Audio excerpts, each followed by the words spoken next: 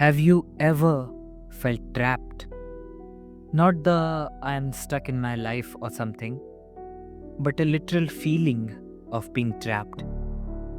Maybe in something or between something, with an overwhelming sense of dread, excruciating physical pain, and a literal panic situation. That's claustrophobia. And even if you're not a claustrophobic person, the situation is not really hard to imagine. Seeing these images might not really bring a quote unquote phobia reaction in you, but the naturally occurring eeriness and the instinctual fear that comes from it is pretty understandable. You would definitely not like to be stuck in some dark cave where moving in the wrong direction or taking the wrong limb position can quite literally be your end. Not to mention that the man made things too, like an elevator, can be scary for many. Especially the feeling of being trapped in such a human made box of metal in a human made structure, just maybe meters or maybe centimeters away from the closest human contact. Yet, you still cannot make it. It's like you're not just stuck in a place, but in time itself, frozen and the world completely moving around you. Getting trapped in an elevator also brings this feeling of claustrophobia because even if you can move in the place, you can freely wobble your limbs, but essentially, you have no contact with the world whatsoever.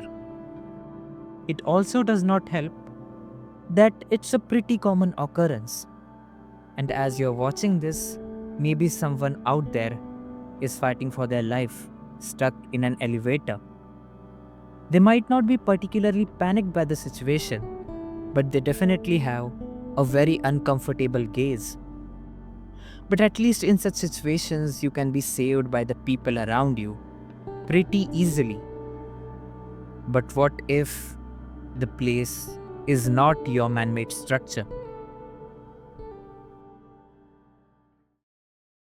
The caves are these odd in between places in our world, which at first glance feel completely out of reach, and the places in which humans should probably not exist. But a lot of times, curiosity takes the better of us, and the natural instinct to stay on land and stay safe is replaced by pretty questionable life choices, like going inside tight caves to find thrill, maybe. These caves, many a times, can barely fit a human inside them and have all kinds of hostile elements like tight gaps, sharp rocks, waters, reptiles, slopes, dead ends that can pretty much end you at any given situation. Though this does not seem to bother the hundreds of cave explorers who are willing to risk their lives just for a little thrill, maybe, and to explore these parts of our world which humans were never meant to see. Many of these expeditions are just available on YouTube, just a click away. And even if I'm not particularly a claustrophobic person, maybe, I feel a sort of unease seeing these, a sort of impending doom. Watching these explorers crawl through tight spaces, through canals and caves, and at the same time, even feel a sense of morbid curiosity on what will happen next. And yes, these are professionals, they know what they're doing, but at the same time, there is a slight chance that something might go wrong. Some wrong slip, some wrong movement, some technical issue, and one might lose himself forever. It's this dread of being in a location that you shouldn't be, of having little to no room to move around, and all you can feel is this wet part of earth that even the hardest of human machines cannot break.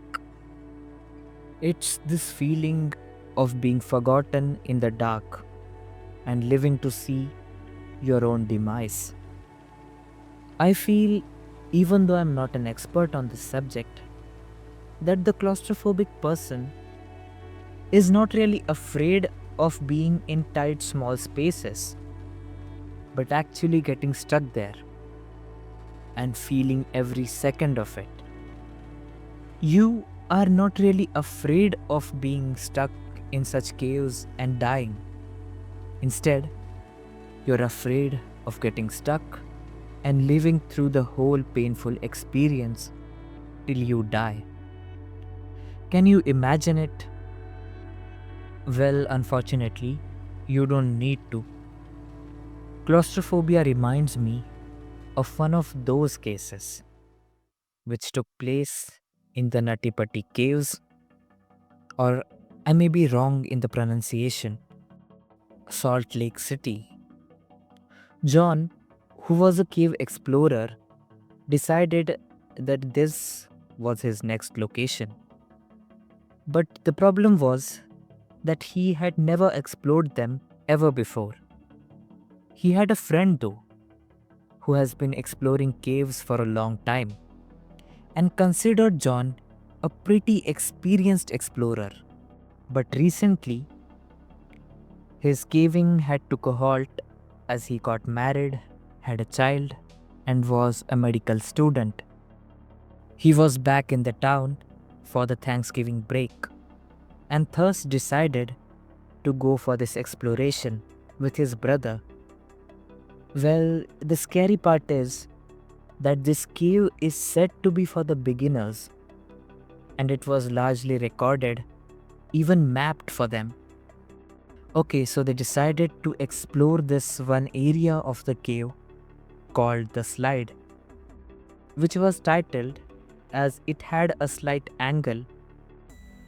As John and his companion were traversing through the cave, a slight slip caused him to go down this steep slide into a narrow hole where he stuck upside down with only a little pocket of air to breathe. In spite of all this, he told his brother not to follow him and go back and bring help. After this, a rescue team was brought with many experienced explorers attempting their best to reach John, comfort him, let him communicate with his family via a phone, and get him out.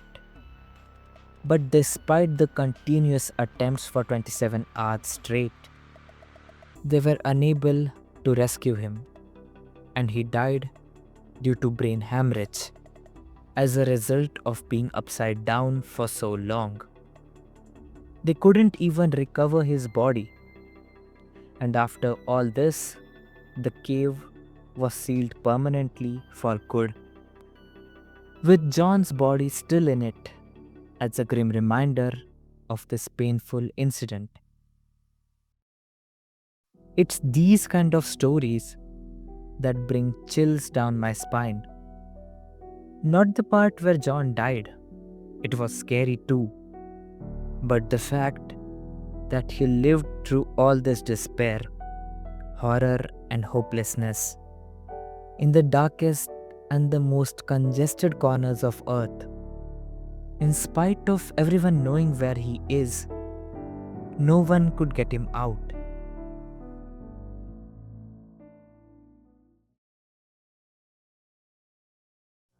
There are many games having this element of claustrophobia in them. The Descent being one such, which explores this theme with a pretty stereotypical horror jump scare format. This town, whose name I'm not going to take as I might completely butcher it, so I'm putting it on the screen, is sinking in the Northern Sea due to a curse, and a creature is living in its forgotten catacomb, which is said to be the priest who turned into this monster by bestowing this curse on everyone. Now you, the protagonist, has to go down this catacomb and slay it in order to save everyone. The only problem being that anyone who went down there never returned, which is not a good sign. The real horror is not just this creature, but this claustrophobic feeling you get inside this catacomb, and your only option is to move forward. It's this weird feeling that even a man-made building brings, paralleling to the caves. This game is also in an early internet era pixel format, which makes this horror even more profound and unnerving. Yes, the treatment of the creature is pretty cliche. The jump scares are pretty predictable, but it still succeeds at keeping you on the edge, and I'll say even claustrophobic to some extent. There is another game that comes to my mind while speaking about claustrophobia, which is Iron Lung. This game really gets overlooked for its claustrophobic elements due to its other more eerier, more horror elements taking over, like astrophobia. Why the fear of space though? Well, the story goes that there was this big cosmic event known as the Rupture, causing all the stars to vanish, and the space was literally a void. And then a blood moon appears having, well, oceans of blood, and now you somehow are one of the few survivors who was saved due to a submarine that you were in. Now, you have to descend into the sea and do some research on what's hiding inside, which is scary in itself. So, this scary space part takes over the claustrophobic elements. But while playing this game, you'll have this feeling in the back of your mind, the feeling of being trapped in the submarine and having no control whatsoever on it, or anyone for that matter, other than your own vision. I think this too is one of the key contributors for its overall disturbing quality. This feeling of inability to do anything in your current situation, of seeing everything but knowing nothing, not being able to do anything. This reminds me of another form of media, which is not generally associated with claustrophobia: the backrooms. The backrooms are these ambiguous structures forgotten by God knows what built it. And when you're somehow teleported to them, there is no way out. They are a kind of liminal nightmare for a person like me. The backrooms are infinite and have a hell lot of levels to it, but the most scary part of all is not its size, or not even its monsters, but this feeling of being forgotten in the back of the mind of the universe, into these edges of the universe. It seems like backrooms and your memories of past both fell into this weird state of haze where everything looks the same, and you have no escape. You don't really need to be physically stuck into something to feel this fear. You can even be stuck more mentally, and this fear far exceeds the physical one. These phobias make me realize something deep in our own human minds. These fears are not limited only to the physical realm, but it made me realize very deep unsolved issues. Like reading about claustrophobia and its various horrible cases made me realize that one or the other way, we are afraid of being stuck in the wrong relationship, in the wrong career, in the wrong place, or even generally being stuck in life. This might not be immediately realized, but it stands in the corner of your mind, an impending doom. But in the words of great cave explorers, if you can get stuck, you can get unstuck. So maybe don't panic when you're in the tight. And it would be better if you avoid it altogether.